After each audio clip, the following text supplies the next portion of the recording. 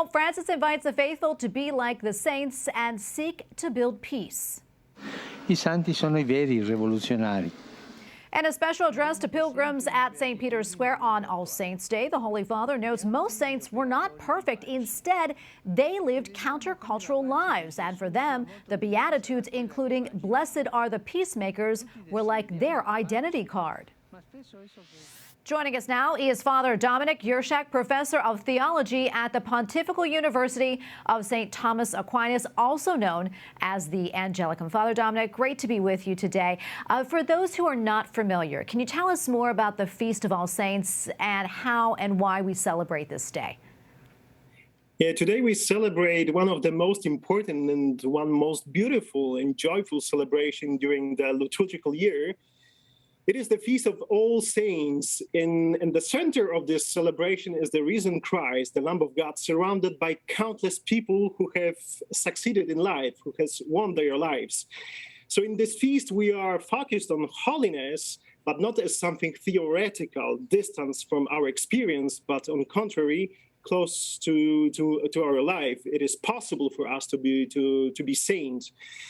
And normally, every day we celebrate one saint. Here, in this celebration, in one day, we celebrate all saints together.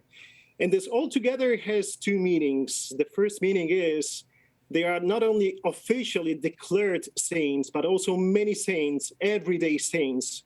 We know, or we do not know their names, but we are sure that their names is in the book of life.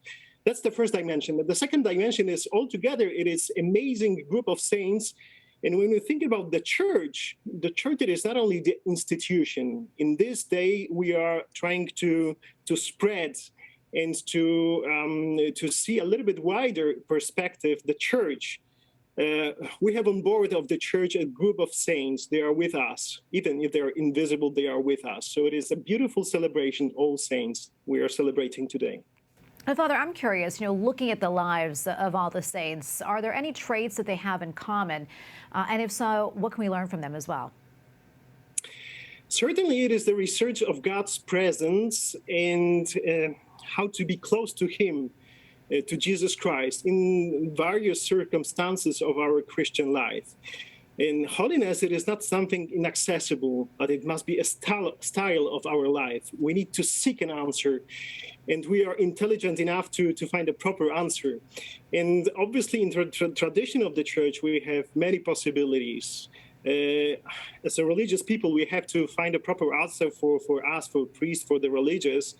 But everybody in the church has to find a proper answer. How to imitate, how to follow, how to be the disciple of Christ, how to rediscover the message, how to be sent to proclaim the gospel in today's world. Yeah, and before the Angelus prayer today, the Holy Father talked about how the saints were peacemakers and also true revolutionaries. Can you talk to us more about that? Yes, indeed. Pope Francis has reminded us that the Christ promises us the peace that is not just as tranquility or life without problems. It is something more in a Christian perspective. Peace is born from the encounter with Jesus Christ, with truth. And in this sense, it is something revolutionary. It is the revolution of the gospel. Why? Because it transforms us perfectly. So peace cannot be imposed. It is something that can be accepted in the encounter of Jesus Christ. And that's the revolutions of the gospel. That's something which is extremely important in our Christian life, mentioned by Pope Francis. And Father Dominik, before I let you go, and I have a whole lot of time left, but I'm wondering, is there anything else you'd like to share about All Saints' Day? I think it is important to stress, to emphasize that the sainthood is really for us. So we are not just, sainthood is not something which is behind, which is not accessible to us, but it is something which is really to us. But we have to collaborate with the grace, His grace, looking and answering, looking for the Christ in our Christian life. Well, Father Dominik, thank you so much for taking the time to speak with us today about this. We appreciate it. God bless you.